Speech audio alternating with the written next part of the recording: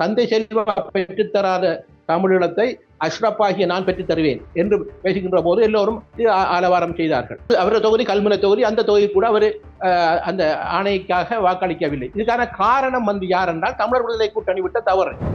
இஸ்லாமிய சகோதரர்களும் தமிழ் சகோதரர்களும் விடுதலை புலிகளுக்கு பின்னால் நின்று ஒரு பலத்தை காட்டுகின்றதை தட்டி கழிப்பதற்காக மொசாட்டின் தந்திரத்தை எடுத்து பிரேமதாஸ் அவர்கள் இடங்களுக்குள்ளே பிளவை ஏற்படுத்துவதற்காகத்தான் அந்த ஊர்காவல் படை என்கின்ற அந்த படையை ஆரம்பித்து இப்பொழுது நாங்கள் கதைத்துக் கொண்டிருக்கின்ற இந்த நேரத்திலே இந்த மாதம் அம்பாறை, மட்டக்களப்பு, திருவண்ணாமலையில் அவ்வாறு நடவடிக்கையில் தொடர்ச்சியான இனப்படுகொலை ஹிஸ்புல்லா அவர்கள் இருந்தார்.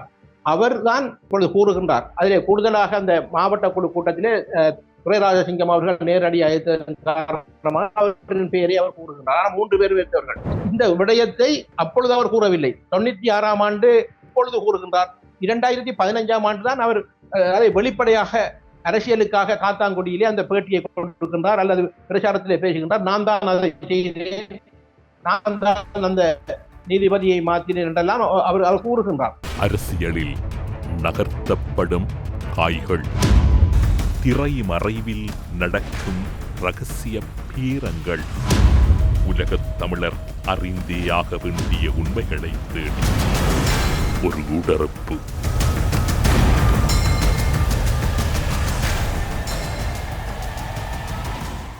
உங்கள் பெற்றோரின் நிம்மதியே எங்களின் நோக்கம். செவிலியர் பராமரிப்பு, ஆரோக்கிய உணவுகள் மற்றும் சொகுசு அறைகளுடன் ரத்மலானியில் வி கேர் ரெசிடென்ஸ். நல்லூர் திருவிழா தினமும் காலை மாலை சிறப்பு நேரலையில் உங்கள் விளம்பரங்களும் இடம்பெற இன்றே அழையுங்கள். இன்றைய ஊடறுப்பு நிகழ்ச்சியில் எம்மோடு இணைந்து கொண்டிருக்கக்கூடியவர் மட்டக்களப்பு மாவட்டத்தின் முன்னாள் நாடாளுமன்ற உறுப்பினரும் கடந்த ஜனாதிபதி தேர்தலின் தமிழ் பொது வேட்பாளராகவும் தேர்தலில் களம் கண்ட பாவண்ணா அரியநேந்திரன் அவர்கள். ஊடறுப்பு நிகழ்ச்சியின் சார்பில் உங்களை வரவேற்பதில் மகிழ்ச்சி. வணக்கம். வணக்கம்.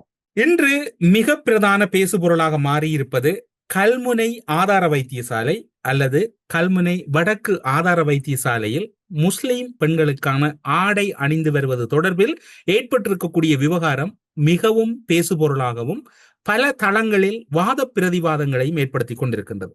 கிட்டத்தட்ட அந்த பகுதியிலே நீண்ட காலமாக நாடாளுமன்ற உறுப்பினராக இருந்தவர், இன்று வரைக்கும் தொடர் அரசியலில் ஈடுபட்டு கொண்டிருக்கக்கூடியவர், முஸ்லிம் தமிழ் சமூகங்களோடு விடுதலை புலிகளின் காலத்திலும் அதற்கு பின்னிட்ட காலங்களிலும் பல பேச்சுக்களில் கலந்து கொண்ட ஒருவர். இப்போது இருக்கக்கூடிய அந்த சூழ்நிலை உங்களால் எப்படி பார்க்கப்படுகிறது? உண்மையில் என்னதான் அந்த நிலவரத்தில் இடம்பெறுகிறது? வணக்கம். உண்மையிலே அந்த கல்முனை வடக்கு வைத்தியசாலை ஆதார வைத்தியசாலையாக இருக்கக்கூடியது இப்பொழுது 2 வைத்தியசாலைகள் வந்திருக்கின்றது. அதிலே பூர்வீக காலமாக நான் நினைக்கிறேன் பிரித்தானியா காலத்துக்கு முந்தைய காலத்திலிருந்து ஆரம்பிக்கப்பட்ட ஒரு வைத்தியசாலையாகத்தான் இந்த கல்முனை வைத்தியசாலை இருந்து கொண்டிருக்கின்றது. அதிலே தொடர்ச்சியாக தமிழ் முஸ்லிம் ஊழியர்கள் வேலை செய்கிறார்கள்.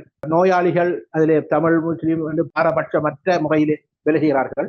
ஆனால் இப்பொழுது என்னவென்றால் அந்த சிற்றூழியர்களுக்கான நியமனம் ஒன்று வழங்கப்பட்டதற்கு பிற்பாடு கல்முனை ஆதார வைத்தியசாலையிலே 9 முஸ்லிம் சகோதரிகள் அதிலே நியமனம் எடுத்திருக்கின்றார்கள். அவர்கள் அந்த வைத்தியசாலையில் செல்கின்ற போது அவர்களின் கலாச்சார உடையில் அதை செல்ல வேண்டும் என்கின்ற ஒரு வாத பிரதிவாதம் இடம்பெற்றிருக்கின்றது. அதிலே அங்க இருக்கின்ற அந்த பொறுப்பான வைத்தியர்கள் அதுக்கான அந்த அவ்வாறான ஒரு உபவிதி, அதாவது சுற்று நிறுவனத்தின்படி அவ்வாறு செய்ய முடியாது என்ற ஒரு வாத பிரதிவாதங்கள் அவர்கள் திரும்பி அதை கேட்டுக்கொண்டு சென்றதாகவும், அவ்வாறு நாங்கள் அந்த உடைகளை அணிந்து வருகின்றோம் என்று சென்றதுக்கு பிற்பாடு திரும்பவும் அந்த உடையுடன் வந்தபோது அவர்கள் தடுத்ததாக தான் அந்த பிரச்சனை ஏற்பட்டு அது ஒரு பூதாகரமாக முகநூல் வழியாகவும் சமூக ஊடகங்கள் வழியாகவும் அதை பேசும் பொருளாக ஒரு இனவாத கருத்துக்களை பரப்புகின்ற ஒரு செயலிலே குறிப்பாக முஸ்லீம் இருக்கக்கூடிய இஸ்லாமிய சகோதரர்கள் பலர் அதுக்கு எதிரான பிரச்சாரங்களை மேற்கொண்டதன் விளைவாகத்தான் அது நடந்து கொண்டிருந்தது. அதிலே நானும் அந்த பதிவுகளை இட்டிருந்தேன். நான் அந்த உண்மையிலே என்ன செய்யப்பட வேண்டும், எவ்வாறு அந்த உபவிதி, அதாவது அந்த சுற்று நிறுவத்திலே ஏற்கனவே 2019ஆம் ஆண்டு வந்த சுற்று நிறுவம் 2012ஆம் ஆண்டு வந்த சுற்று நிறுவங்களே எவ்வாறு கூறப்பட்டது என்ப விடயங்களை எல்லாம் அதிலே தெளிவாக அதிலே நாங்கள் குறிப்பிட்டிருந்தேன். ஆனால் இப்பொழுது நான் சந்திப்பு இடம்பெறுகின்ற போது இப்பொழுது நான் கேள்விப்பட்டிருக்கின்றேன். அதை திரும்பவும் அந்த அவர்கள் ஏதோ ஒரு சுமூகமான முறையிலே அது தீர்த்து வைத்து இப்பொழுது அது அந்த பிரச்சனை தீர்ந்துபட்டதாக இப்பொழுது நாங்கள் அறியக்கூடியதாக இருக்கின்றது. ஆனால் எவ்வாறு இருந்தாலும் கூட ஒரு சீருடை என்பதற்கு ஒரு வரை விளக்கம் இருக்கின்றது. சீருடை என்பது அதுக்கான அந்தந்த நிறுவனங்களில் அல்லது அந்தந்த திணைக்களங்களில் அவர்கள் கடைபிடிக்கின்றதை நாங்கள் பின்பற்றுவதுதான் சீருடை என்பதோ, அது மத சார்பாகவோ அல்லது மொழி சார்பாகவோ அவர்கள் இருந்தாலும் கூட அந்த விதியின்படிதான் சீருடை என்கின்ற அந்த விடயம் இருக்கின்றது. ஆகவே அதை பின்பற்றவில்லை என்கின்ற கருத்துப்படத்தான் பல்வேறுபட்ட ஆட்சேபனைகளும் அதில் வந்து நாங்கள் பார்க்கக்கூடியதாக இருந்தது. இலங்கையில் ஒரு சுற்று நிறுவம் இருக்கின்ற போது அந்த சுற்று நிறுவத்துக்கு மாற்றாக ஒரு நடைமுறையை முன்னெடுத்து செல்ல முடியும். சுற்று நிறுவம் இருக்கின்ற போது அதை மாற்றீடாக செய்வது என்பது அது ஏற்க முடியாத ஒன்று. ஆனால் இதில் இருக்கின்ற பிரச்சனை என்னவென்றால், இவ்வாறான பிரச்சனை ஒன்று ஏற்கனவே 1992ஆம் ஆண்டு என்று நினைக்கின்றேன். அந்த கால பகுதியிலே ஒரு போராட்ட காலமாக இருந்தது. அது போராட்ட காலம் என்று சொல்கின்ற போது பிரேமதாசாவின் ஆட்சியாக இருந்தது. பிரேமதாசாவின் ஆட்சி என்பது கிழக்கு மாகாணத்திலே முஸ்லிம் ஊர்காவல் படையை ஏவி விட்டு தமிழர்கள் மீதான படுகொலை நடந்த அந்த காலகட்டத்திலே இவ்வாறான ஒரு விடயங்கள் 92ஆம் ஆண்டு இடம்பெறுகின்ற போது அப்பொழுது பாராளுமன்ற உறுப்பினராக இருந்த இஸ்புல்லா அவர்கள் ஒரு தனிநபர் பிரேரணை ஒன்றை சமர்ப்பித்து அது தொடர்பாக மத சம்பந்தமாக, அதாவது இஸ்லாமிய சகோதரர்கள் அவ்வாறான உடையை அணியலாம் என்கின்ற தாதிமார்களுக்கான அந்த ஒரு பாராளுமன்றத்திலே ஏற்றுக்கொண்டதாக தனிநபர் பிரேரணையாக ஏற்றுக்கொண்ட ஒரு விடயத்தை அது கேன்சாட்டிலே அது பதிவாயிருக்கின்றது தவிர அது ஒரு சட்ட மூலமாகவோ அல்லது ஒரு உபவிதியாகவோ, அதாவது சுற்று நிறுவமாகவோ அது வழிவட்டத்தை நான் காணவில்லை. ஆகவே அதை வைத்துக் கொண்டுதான் அவர்கள் அந்த தொடர்ச்சியாக அந்த ஆட்சேபனைகளையும் அந்த விடயங்களையும் பரப்பிக் கொண்டிருந்தார்கள் என்பதைத்தான் நாங்கள் காணக்கூடியதாக இருக்கிறது. இப்படி ஒவ்வொரு இடங்களிலும் ஒவ்வொருவரும் கலாச்சார உடையில் செல்ல வேண்டும் என்றால் அடுத்தது தமிழ் சிங்கள மக்களும் தங்களுடைய கலாச்சார உடைகளில் இனி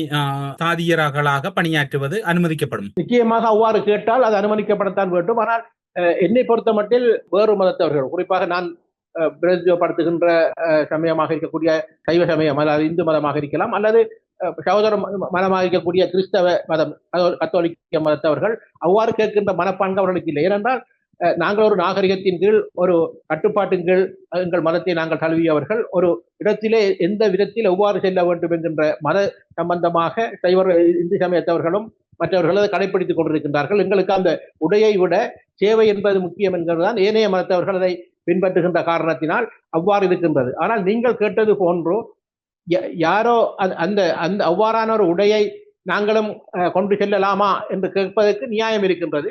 ஆகவே இப்பொழுது அதை அனுமதித்ததன் காரணமாக அவர்களும் அவ்வாறான உடையொன்றை எங்களுக்குரிய உடை இதைதான் என்று கேட்டால் அவர்கள் இந்த காரணத்தை வைத்து அவர்களுக்கும் அனுமதிக்க வேண்டிய கடப்பாடு இப்பொழுது இருக்கின்ற அரசாங்கத்துக்கு இருக்கின்றது என்று நான் நினைக்கின்றேன். அரச சுற்று நிறுவத்தில் தெளிவாக இந்த விடயம் வரையறுக்கப்படாத விடத்து எப்படி இவர்களை கல்முனை ஆதார வைத்தியசாலை அல்லது கல்முனை வடக்கு ஆதார வைத்தியசாலையில் அனுமதிப்பது? மாறாக இந்த விடயத்திலே முஸ்லிம்கள் செறிந்து வாழுகின்ற பகுதிகளில் அந்த ஆடைகள் ஓரளவு அவர்களுடைய கலாச்சாரத்தின் அடிப்படையில் அனுமதிக்கப்பட்டாலும் ஒரு பொதுவான வைத்தியசாலையில் இப்படி அனுமதிப்பதென்றால் இனி இலங்கையில் இருக்கக்கூடிய அனைத்து வைத்தியசாலைகளிலும் அவர்களுக்குரிய ஆடை அனுமதிக்கப்படுவதற்கான வாய்ப்பாக இதனை பார்க்கலாம். நிச்சயமா பார்க்கலாம். ஏனென்றால் அவ்வாறு நான் ஏற்கனவே கூறியது போன்று ஏதோ ஒரு மதம் சார்ந்தவர்கள் தங்களுக்கான ஒரு உடைகள் அவ்வாறு இருக்கும் பட்சத்தில் அதை அவர்கள் இதை காரணம் காட்டி அவர்கள் அனுப்பி செல்வதற்கு வாய்ப்பு இருக்கின்றது. ஆனால் அதை கேட்காமல் விடுவார்களாக இருந்தால், இதை அரசாங்கம் அதை கண்டுகொள்ளாமல் விட்டால் அது அவ்வாறே அது கடந்து செல்வதற்குமான வாய்ப்பு இருக்கின்றது. ஆனால் இந்த உடை கலாச்சாரம் என்பதும் அல்லது உடைகளை அவர்கள் அதிகமாக இந்த உடை சம்பந்தமான பேணப்படுவதும் அல்லது அந்த உடைதான் அவர்களின் கலாச்சாரம் என்று காண்பிக்கப்படுவதும் இஸ்லாமிய மதத்தை சேர்ந்தவர்கள் தான் கூடுதலாக இருக்கின்றது. ஏனைய மதத்தவர்கள் அவ்வாறான நடைமுறைகளை அதை அவ்வாறு செய்ய வேண்டும் என்கின்ற ஆலயங்களுக்கு எவ்வாறு செல்ல வேண்டும் என்ற மாத்திரம்தான் அவர்கள் கடைபிடிப்பார்களே தவிர இவ்வாறு காரியாலயங்களில் அல்லது வேறு இடங்களில் அந்தந்த அதுக்குரிய சீருடையை இருந்தால் அதை அணுகின்ற பக்குவமாகத்தான் மற்றவர்கள் செய்கின்றார்கள். ஆனால் இப்பொழுது கல்முனையிலே அவர்களுக்கு அனுமதி அளித்திருந்தால் வேறொரு சமயத்தை சேர்ந்தவர்கள் அல்லது நாங்களும் அதை எவ்வாறு அணியப் போகின்றோம் என்று கேட்பதற்கு உரிமை இருக்கின்றது என்பதை நாங்கள் மாற்றி தரத்தில்லை. ஆனால் கேட்கின்றார்களா என்பதை நாங்கள் பொறுத்திருந்து பார்க்க வேண்டும். இன்னும் ஒரு விடயம் இருக்கின்றது. கல்முனை வடக்கு ஆதார வைத்தியசாலை உருவாக்கப்பட்டிருக்கிறது. அதற்கு இணையாக ஒரு குறிப்பிட்ட எல்லைக்குள் ஒரு 2-3 கிலோமீட்டருக்குள் இன்னும் ஒரு ஆதார வைத்தியசாலையாக கல்முனை தெற்கு ஆதார வைத்தியசாலை உருவாக்கப்பட்டிருக்கிறது. உங்களுக்கென்று இவ்வாறான நெருக்கடிகளுக்காகத்தான் இன்னும் ஒரு ஆதார வைத்தியசாலை உருவாக்கி இருக்கின்றீர்கள் கல்முனை பகுதியிலே. அப்படி இருக்கின்ற போது உங்களுடைய ஆடைகளை உங்களுடைய பகுதியிலே போடலாம் என்கின்ற கருத்து தமிழர் தரப்பால் முன்வைக்கப்படுகின்றது. மட்டக்களப்பை எடுத்துக்கொண்டால் நிலத்தொடர்புகள் இல்லாத பகுதிகளை இணைத்து மட்டக்களப்பு மத்திய கல்வி வலயம் உருவாக்கப்பட்டிருக்கின்றது. இப்படியாக உருவாக்கப்பட்ட பின்னர் இன்னும் மேலதிகமாக இருக்கக்கூடிய கல்வி வலயத்துக்குள் வந்து தங்களுடைய முரண்பாடுகள் அல்லது தங்களுக்கு அநீதி இழைக்கப்படுகிறது என்றால் உங்களுக்கென்று உருவாக்காமல் தமிழ் பேசும் சமூகமாக இருந்திருந்தால் இந்த விவகாரம் கட்டாயம் மதிக்க வேண்டும் என்பது தமிழர் தரப்பின் நியாயமாக இருக்கின்றது. ஆனால் மட்டக்களப்பு மத்திய கல்வி வலயம், கல்முனையில் கல்முனை தெற்கு ஆதார வைத்தியசாலை என்று இருக்கின்ற போது எப்படி இவர்கள் அதனை ஒரு வேறு விதத்திலே தங்களுடைய தர்க்கங்களை புரிய முடியும்? இல்ல, அது அதைத்தான் இப்ப இவர்கள் ஏற்கனவே முஸ்லிம் அரசியல்வாதிகளை பொறுத்த மட்டில் வருகின்ற ஆளுங்கட்சிகளிலே அவர்கள் அமைச்சர்களாக இருந்து கொண்டு அவர்கள் எதை செய்ய வேண்டுமோ அந்த அரசாங்கத்தை பிடித்து அவர்கள் அந்த லாபத்தை பெற்றதன் காரணமாகத்தான் ஏற்கனவே நீங்கள் கூறியது போன்ற அந்த தெற்கு வைத்தியசாலை என்கின்றதும் இது வடக்கு வைத்தியசாலை அல்ல, கல்முனை வைத்தியசாலை என்பது கல்முனை வைத்தியசாலை தான் ஆதார வைத்தியசாலை. ஆனால் அங்கு அந்த தெற்கு என்ற பெயரிலே ஒரு வைத்தியசாலையை பக்கத்திலே அரசியல் செல்வாக்கை பயன்படுத்தி அப்பொழுது இருக்கின்ற ஆட்சியாளர்கள் அரசாங்கத்தை பயன்படுத்தி அங்கே ஒரு வைத்தியசாலை அமைத்ததற்கு பிறகுதான் இப்ப கல்முனை வடக்கு என்கின்ற வைத்தியசாலை பேர் வருகின்றது. சரி, கல்முனை வடக்கு என்கின்ற பெயர் வருகின்ற போது இன்னொன்று நாங்கள் குறிப்பிட்டாக வேண்டியிருக்கின்றது. வடக்கு பிரதேச செயலம் ஒன்று இருக்கின்றது, கல்முனை தமிழ் வடக்கு பிரதேச செயலம். அதற்கு கூட நிர்வாகத்தையோ அல்லது அது முழுமையான அதிகார பகிர்வையோ அல்லது அதுக்கான நிதி சம்பந்தமான கணக்காளர்கள் ஒருவரை நியமிப்பதற்கு கூட அவர்கள் இப்பொழுதும் அந்த தடை போட்டுக் கொண்டிருக்கின்றார்கள். ஆகவே இப்ப என்ன பிரச்சனை என்றால் அவர்கள் பக்கத்தில் ஒரு விடயம் வருகின்ற போது அதை நியாயப்படுத்தி அரசாங்க தரப்பிலே எடுத்து சென்று அதற்கான ஆதாயம் தேடுகின்ற மனப்பாங்கு முஸ்லிம் அரசியல்வாதிகளுக்கு இருக்கின்றது. ஆனால் தமிழர் தரப்பில் ஒரு நியாயமான கோரிக்கையை முன்வைக்கின்ற போது அதை விட்டுக் கொடுப்பதற்கு தாங்கள் தயாரில்லை என்கின்ற விடயம் இருக்கின்றது. ஆகவே இந்த இனமுறுகள் என்பது இல்லை. இப்போது கல்முனை தமிழ் பிரதேச செயலகம் தொடர்பில் குறிப்பிட்டிருந்தீர்கள். கல்முனை தமிழ் பிரதேச செயலகம் உண்மையில் அரசியல் பிரச்சனை, அதனை நீதிமன்ற பிரச்சனையாக மாற்றியது யார்? இலங்கை தமிழரசு கட்சி.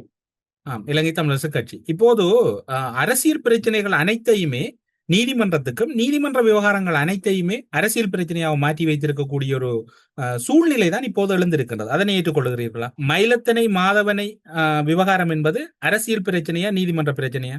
ரெண்டு பிரச்சனையா வந்திருக்கின்றது.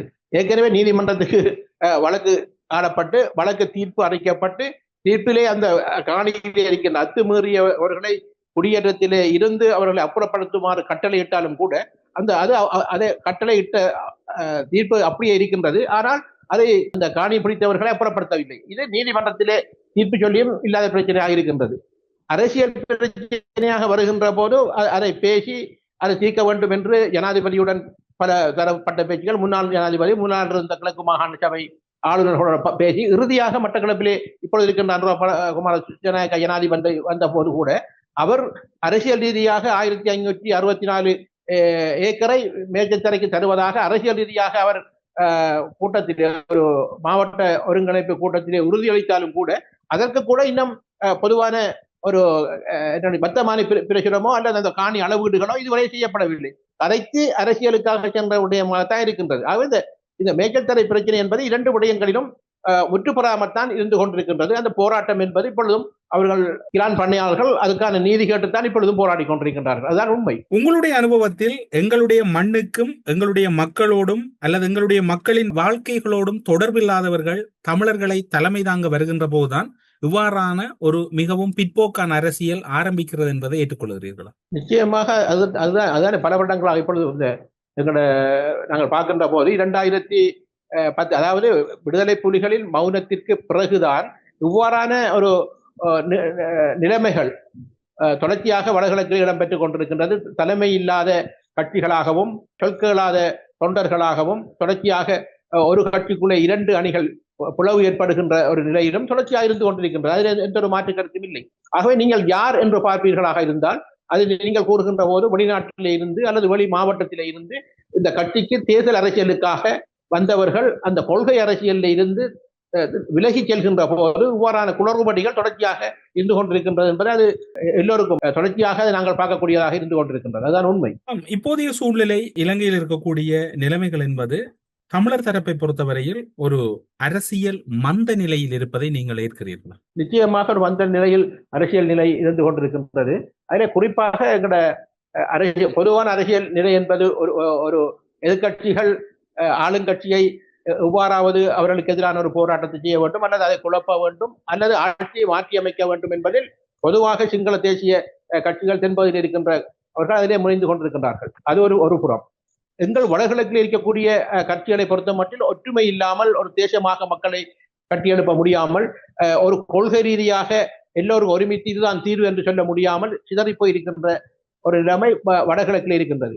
இல்லை, சிலர் என்ன பார்க்கின்றார்கள் என்றால், இந்த அரசியல் கட்சி என்று வருகின்ற போது தென்பகுதியுடன் இருக்கின்ற அரசியல் கட்சி அல்லது தென்பகுதியிலே ஆட்சியிலே அமைச்சராக வரக்கூடிய, உதாரணமாக இபிடிபி கட்சி அல்லது டிஎம்பிபி கட்சி அல்லது ஸ்ரீலங்கா முஸ்லிம் காங்கிரஸ் போன்று அவ்வாறுதான் தமிழ் தேசியத்தை வளர்க்கின்ற வடகிழக்கில் இருக்கின்ற கட்சிகளும் இருக்கின்றது என்கின்ற ஒரு மனப்பாங்கில் சிலர் அந்த கட்சிக்குள்ளே இருக்கின்றவர்கள் எண்ணிக்கொண்டிருக்கின்றார்கள். ஆனால் உண்மையிலே இந்த வடகிழக்கிலே தமிழ் தேசியத்துக்காக அரசியல் செய்கின்றவர்கள் விடயம் என்பது, நாங்கள் ஒரு இன விடுதலைக்கான ஒரு போராட்ட அரசியலை செய்கின்ற கட்சிகளாகத்தான் இலங்கை தமிழரசு கட்சி 1949 ஆரம்பிக்கப்பட்டதும், அதுக்கு பிறகு 76 மே மாதம் 14 வட்டுக்கோட்டை தீர்மானம் எடுக்கப்பட்டதும், அதுக்கான அங்கீகாரம் 77 கிடைத்ததும், ஆயுத போராட்டம் இடம்பெற்றதெல்லாம் அந்த ஒரு விடுதலைக்காக அரசியலாக இருந்தது. ஆனால் முள்ளிவாய்க்காலில் 2009 மே 18 போர் மௌரிக்கு பிற்பாடு எல்லோரும் அந்த பழையபடியே அதை என்ன விடயங்களையும் செய்யலாம் என்கின்ற விடயத்தை பார்க்கக்கூடியதாக இருக்கின்றது. இதில் நான் ஒரு உதாரணத்தை சொல்கின்றேன். 1954 சிங்கள எதிர்ப்பு சிறிய எதிர்ப்பு போராட்டம் இடம்பெற்ற போது எங்கள் கிழக்கு அப்பொழுது மட்டக்களப்பு மாவட்டம் மட்டக்களப்பு மாவட்டம் தான். இவர் 1962 பிறகுதான் அது அம்பாறை மாவட்டம் என்று சொல்லப்படுகின்றது. அதிலே போராட்டம் ஆரம்பிக்கப்பட்டு அதுக்கு அடுத்த 5ஆம் தேதி பாராளுமன்றத்திலே போராட்டம் இடம்பெறுகின்றது. அது தந்தை செல்வா அவர்கள் சிங்களம் குறைவாக பேசப்பட்டு அவங்கள் அன்று எழுத்து மூலமாக அல்ல, பாராளுமன்றத்தில் அந்த குழு இலங்கை தமிழரசு கட்சியின் தந்தை செல்வாவின் இதில் அவங்க எடுத்த முடிவு என்னவென்றால், ஸ்ரீலங்கா பாராளுமன்றத்திலே சிங்களத்திலே பேசுவதில்லை, மொழி ஆங்கிலத்தில் அல்லது தமிழில் தான் பேச வேண்டும் என்ற ஒரு வரையறை எழுத்து மூலமாக அல்ல, ஒரு உடன்பாடு, என்ன சொல்றது, பேச்சு மூலமான உடன்பாடு தொடர்ச்சியாக பேணப்பட்டது. அந்த நீங்கள் கூறுகின்ற மரபு மீறப்படுகிறது. சிங்களவர்களைத்தானே இந்த தமிழ் தேசியம் பேசுவதற்கு நீங்கள் நாடாளுமன்றம் அனுப்புகின்ற போது எப்படி நீங்கள் கூறுவது நிறைவேறும்? அதைத்தான் நான் சொல்ல வரேன். 2020 வரையும் அந்த அந்த மரபு என்பது கடைபிடிக்கப்பட்டு வந்தது. 2020க்கு பிறகுதான் இப்பொழுது அந்த சிங்களத்திலேயும் தமிழரசு கட்சி உறுப்பினர்கள் உரையாற்றுகின்ற அந்த அது பேணப்படுகின்ற, அப்பொழுதுதான் நாங்கள் அந்த சிங்கள கோட்பாட்டுக்கு எதிராக எதிர்த்தது. இப்பொழுதோ இல்லை. அதைத்தான் நான் இப்ப சொல்ல வர என்னவென்றால், அவ்வாறான நிலைகள் ஏன் வருகிறது என்றால், நாங்கள் எங்கள் கட்சியை, இலங்கை தமிழரசு கட்சியை பற்றியோ அல்லது தமிழர் விடுதலை கூட்டணியை பற்றியோ அல்லது இந்த கட்சியின் போராட்ட வரலாற்றை பற்றியோ நாங்கள் அறிந்தவர்களாக இருந்திருந்தால் நிச்சயமாக அதுக்கான ஒரு கட்டுப்பாடு அல்லது இப்ப சொல்வதற்கும் கட்டுப்பாடு செய்வதற்கும் ஆள் இல்லை. இப்ப சம்பந்தன் ஐயா அவர்கள் அல்லது மாவை சேனாதிராஜ அண்ணன் அவர்களும் அந்த 2020 பாராளுமன்ற உறுப்பினராக இருந்தவர்கள் தான். ஆகவே அவர்கள் இருக்கும் போதுதான் அந்த சிங்கள மொழியிலும் பேசப்பட்டது. அவர்கள் அதை தடுக்கவில்லை. கண்டும் காணாமல் மாதிரி விட்ட நிலைமை அது இப்பொழுது. அது இது எல்லோருக்கும் இந்த வரலாறு தெரியாது. நான் வரலாறு சொல்ல வேண்டும் என்பதற்காக இதில் சொல்றேன் என்னவென்றால், ஆகவே இவ்வாறு அந்த போராட்டங்கள் இடம்பெறுகின்ற போது ஒவ்வொரு முடிவையும் தந்தை செல்வாவாக இருக்கலாம் அல்லது அதுக்கு பின் அரசியல் தலைமையாக இருந்தவர்கள் அதை எடுத்துக்கொண்டுதான் வந்தார்கள். பாராளுமன்ற ரீதியாக ஆயுத போராட்டம் இடம்பெற்றதுக்கு பிறகு தலைவர் மேலகு அவர்கள் கூறிய அந்த கருத்துக்கு இணங்க அரசியல் கட்சியாக இருந்த நாங்கள் எல்லாம் அந்த நிலைப்பாட்டை நாங்கள் ஒரு ஒழுக்கான கட்டமைப்பாக நாங்கள் செயற்பட்டோம். இந்த 2009 மே 18க்கு பிறகுதான் ஏகோபித்த தலைமை என்கின்றது சிதறிய பின்பு இப்போ பல தலைமைகள் எல்லோரும் நாங்கள் தான் தலைவர் என்ற சொல்லை கேட்க வேணும், ஒரு ஆதிக்கத்தை செலுத்துவது, அடாவடியாக சொல்வது, இதுதான் முடிவு, விரும்பினாளர்கள் எல்லாரும் உங்களுக்கு எதிராக ஒழுக்காற்ற நடவடிக்கை என்ற ஒரு மனப்பாங்குல இப்பொழுது கட்சிகள் மாறி இருக்கின்றது. அதான் இப்பொழுது இருக்கின்ற நிலைமை. நீங்கள் கூறுகின்ற அடிப்படையில் பார்க்கின்ற போது நீண்ட காலமாக தமிழர்களும் முஸ்லிம்களும் நீண்ட உறவோடும் அல்லது அவர்களுக்கு இடையில் அந்நியுன்யமாக வாழ்ந்தார்கள். ஆனால் அந்த ஒரு குறிப்பிட்ட காலத்தில் தான் அவர்களுக்கிடையில் தமிழ் மொழி பேசுகின்ற சமூகம் என்கின்ற அந்த வரையறை மாறி அவை இப்போது ஒரு முஸ்லீம் தமிழ், அதாவது மத ரீதியாக அடையாளங்கள் உள்வாங்கப்படுகிறது. இதனை எப்படி பார்க்கிறீங்க? இது எப்பொழுது ஆரம்பிக்கப்படுது என்றால், சொல்ல வேண்டிய விடயம் இருக்கின்றது. இந்த நீங்கள் பார்த்திருப்பீங்கள், 1976 மே மாதம் 14 வட்டுக்கோட்டை தீர்மானம் எடுக்கப்படுகின்றது. வட்டுக்கோட்டை தீர்மானம் எடுக்கின்ற போது அஷ்ரப் அவர்கள், சட்டத்தரணியாக இருந்த அஷ்ரப் அவர்கள் இளைஞராக அதிலே தமிழர் விடுதலை கூட்டணியிலே ஒரு அங்கத்தவராக இருந்தார். முஸ்லிம் பல உறுப்பினர்களும் அதில் இருந்தால் அந்த வட்டுக்கோட்டை தீர்மானம் எடுக்கப்படுகின்றது. இந்த வட்டுக்கோட்டை தீர்மானம் எடுத்ததற்கு பிற்பாடு 77ஆம் ஆண்டு தந்தை செல்வா இறந்ததற்கு பிறகுதான் அதற்கான ஆணைக்கான ஒரு தேர்தல் இடம்பெறுகின்றது. இந்த ஆணைக்கான தேர்தல் இடம்பெறுகின்ற போது 24 தொகுதிகளிலே வேட்பாளர்கள் நிறுத்தப்படுகின்றார்கள். அப்பொழுது தமிழ் பேசும் சமூகமாக மக்களாகத்தான் இஸ்லாமிய சகோதரர்களும் தமிழர்களும் இணைந்துதான் அந்த வட்டுக்கோட்டை தீர்மானம் எடுத்து வட்டுக்கோட்டைக்கான ஆணையை பெறுவதற்கான தேர்தலில் கூட 4 தொகுதிகள் அவர்களுக்கு விட்டுக் கொடுக்கப்பட்டது. முஸ்லிம்களுக்கு ஆக 4 தொகுதிகள், ஒன்று சம்மாந்துறை, ஒன்று கல்முனை, ஒன்று மூதூர், ஒன்று புத்தளம். இந்த 4 தொகுதியிலும் 4 இஸ்லாமிய வேட்பாளர்கள் நிறுத்தப்படுகின்றார்கள். இந்த பிரச்சாரத்துக்காக கிழக்கு மாகாணத்தில் பிரதான பேச்சாளராக பிரச்சாரத்துக்காக நியமிக்கப்பட்டவர் அஷ்ரப் அவர்கள். அஷ்ரப் அவர்கள் அப்பொழுது நாங்கள் இளைஞர்கள், நான் முதலாவதாக வாக்களித்த தேர்தலும் அந்த 77ஆம் ஆண்டு தேர்தல் தான். அப்பொழுது அவர் மேடையில பேசுகின்ற போது நாங்கள் அந்த பேச்சுக்களிலே நாங்கள் கலந்து கொண்டிருக்கின்றோம். அவர் அப்பொழுது என்ன பேசினார் என்றால், தந்தை செல்வா அவர்கள் தமிழீழத்தை பெற்றுத் தருவதாக வட்டுக்கோட்டை தீர்மானத்தை எடுத்துவிட்டு அவர் மறைந்து விட்டார். தந்தை செல்வா பெற்றுத்தராத தமிழீழத்தை அஷ்ரப் ஆகிய நான் பெற்றுத் தருவேன் என்று பேசுகின்ற போது எல்லோரும் அதை கையடித்து ஆலவாரம் செய்தார்கள். அதிலே பார்க்க வேண்டிய விடயம் என்னவென்றால், எந்த ஒரு 4 தொகுதிகளிலும் அவரது தொகுதி கல்முனை தொகுதி, அந்த தொகுதி கூட அவர் அந்த ஆணைக்காக வாக்களிக்கவில்லை. இதுக்கான காரணம் யார் என்றால் தமிழர் விடுதலை கூட்டணி விட்ட தவறு. எப்படியான தவறு என்றால், அப்பொழுது அமிர்தலிங்கம் அவர்கள் தலைவராக இருக்கின்றார். அமிர்தலிங்கம் அவருக்கும் செல்லியா ராஜதுரை அவர்களுக்கும் ஒத்து வராத ஒரு போட்டி 72ஆம் ஆண்டு இருந்த அந்த தலைவர் பிரச்சனை இருந்து கொண்டிருந்தது. ஏட்டிக்கு போட்டியாக அவர்கள் கட்சிக்குள் இருந்தாலும் மாமன் மருமக்கள் மாதிரியான ஒரு உறவு.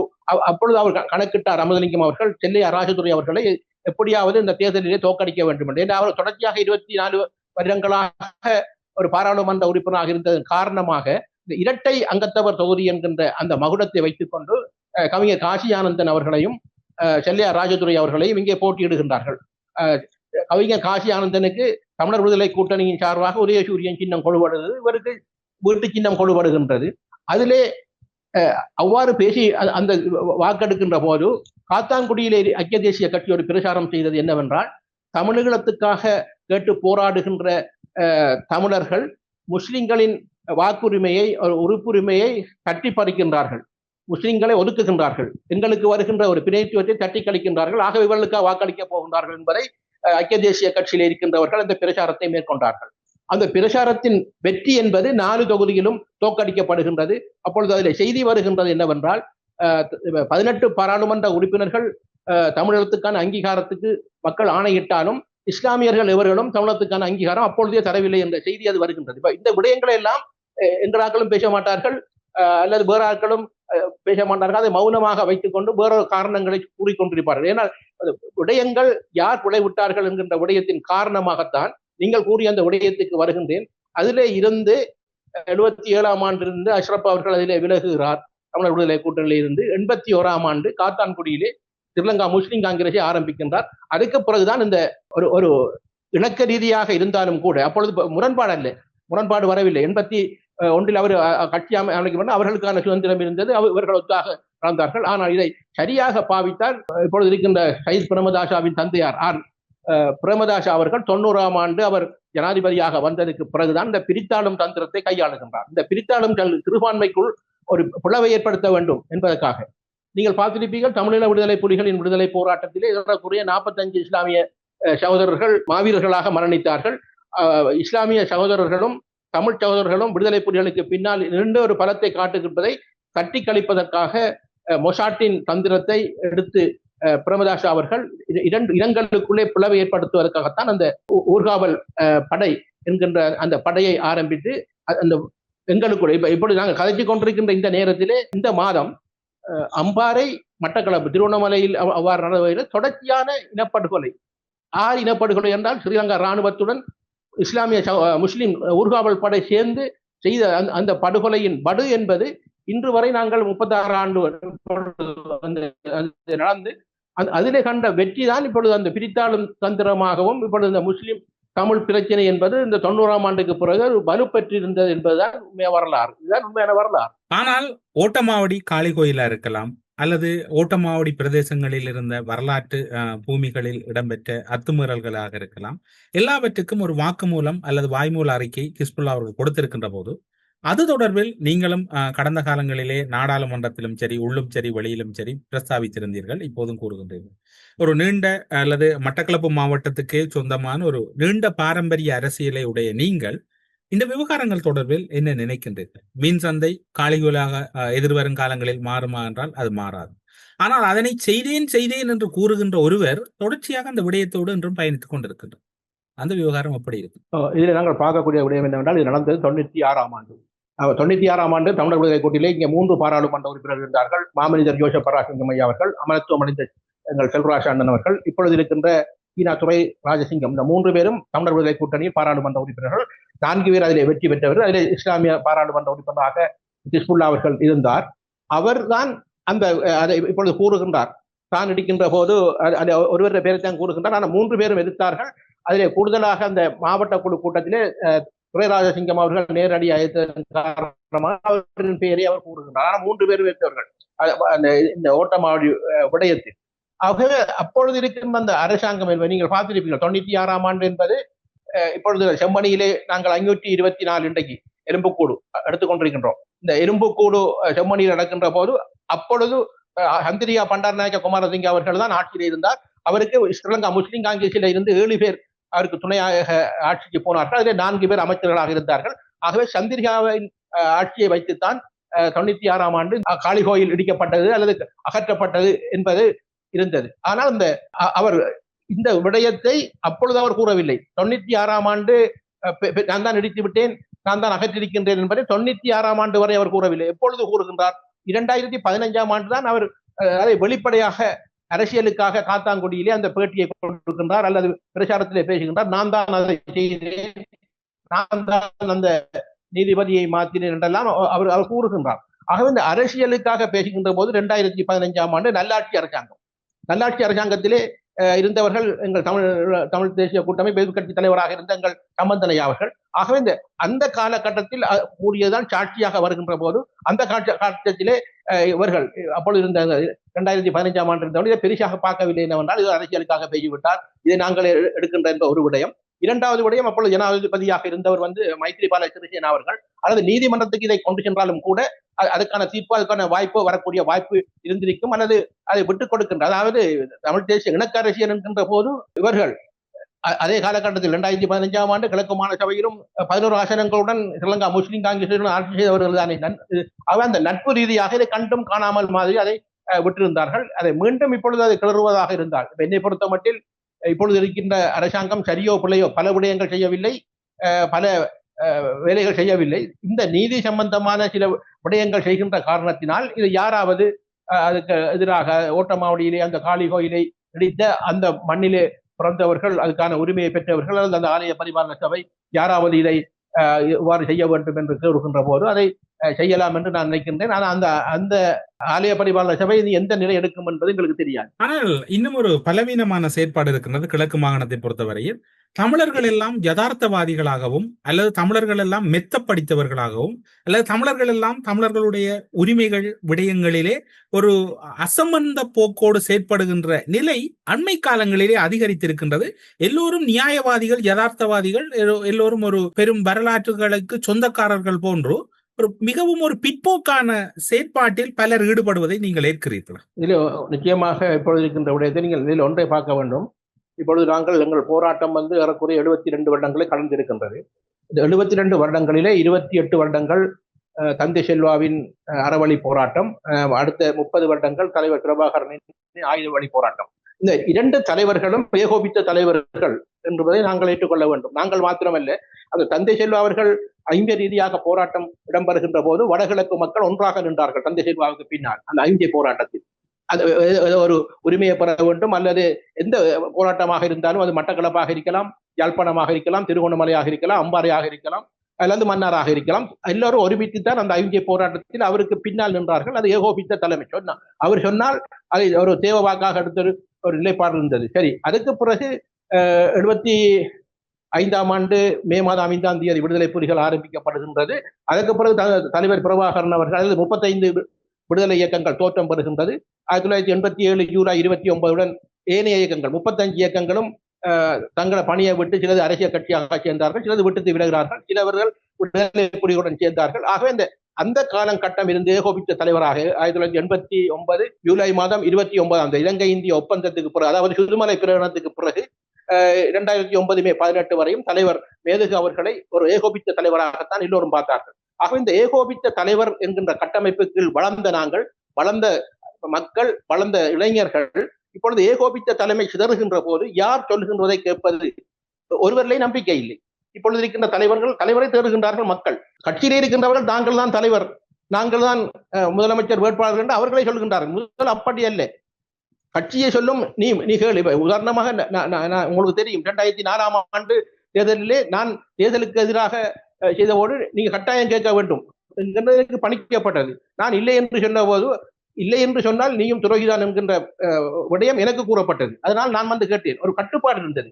ஆனால் இப்பொழுது நீங்கள் பார்க்கின்ற போது எல்லோருக்கும் ஆசை, எல்லோருக்கும் கதிரை ஆசை, எல்லோரும் தலைவர்கள், ஒருவர் மறுதளித்து கலைக்கின்றது, முடிவுகள் எடுக்காமல் ஒரு தனிநபர் இந்த முடிவுதான் என்றால் மற்றவர்கள் தலையாட்டாவிட்டால் ஒழுக்காற்று நடவடிக்கை என்று பயப்படுவது, இதுதான் இப்பொழுது இருக்கின்ற நிலைப்பாடாக இருந்து கொண்டிருக்கின்றது. ஆகவே இதுதான் நீங்கள் கேட்டதுக்கான விடை என்னவென்றால், சிதறி இருக்கின்றது. மக்கள் யாருக்கு பின்னால் போவது என்பது மக்களுக்கே தெரியாது. என்ன கட்சிகள் ஒற்றுமையும் இல்லை, கட்சியின் கொள்கைக்காக பயணிக்கின்றார்களா அல்லது கொள்கையை விட்டு அவர்கள் செல்கின்றார்கள் என்று சந்தேகம் இருக்கின்றது. ஆகவே இந்த எல்லோருக்கும் பின்னாலும் ஒரு அமைப்புகள், ஒரு புலனாய்வுகள், பிரிக்கின்ற திட்டங்களும் சதிவேலைகளும் தொடர்ச்சியாக அரசாங்க தரப்பினால் செய்து கொண்டிருக்கின்றது. நான் யார் என்பதில்லை, மாறி மாறி வந்த அரசாங்கங்கள் இந்த விடயங்களை பிரித்து ஆளுகின்றது. ஒவ்வொரு விடயங்களுக்கும், அது எந்த ஒரு அமைப்பு எந்த போராட்டத்தை எடுத்தாலும் ஒருவர் கிண்டல் செய்வது, கேலி செய்வது, அவர்களை விமர்சிப்பது என்று அப்படி சிதறுகின்ற ஒரு மனப்பாங்கு தொடர்ச்சியாக இப்பொழுது இருந்து கொண்டிருக்கின்றது. இதான் இந்த 17 வருடங்களாக ஒரு முடிவெடுக்க முடியாத ஒரு சமூகமாக எங்கள் வடகிழக்கு தமிழ் மக்கள் இப்பொழுது இருப்பதற்கான முக்கிய காரணமாக நான் பார்க்கிறேன். ஊடறுப்பு நிகழ்ச்சியில் இணைந்து கொண்டு பல முக்கியமான விடயங்கள், தற்போதைய சூழ்நிலைகள் என்று மிக ஆழமான கருத்துக்களை பகிர்ந்து கொண்டமைக்காக சிறப்பு நன்றிகளோடு உங்களிடம் விடைபெற்றுக் கொள்கிறோம். நன்றி, வணக்கம். நன்றி, வணக்கம். அரசியலில் நகர்த்தப்படும் காய்கள், திரைமறைவில் நடக்கும் ரகசிய பீரங்கள், உலகத் தமிழர் அறிந்தேயாக வேண்டிய உண்மைகளை தேடி ஒரு ஊடறுப்பு.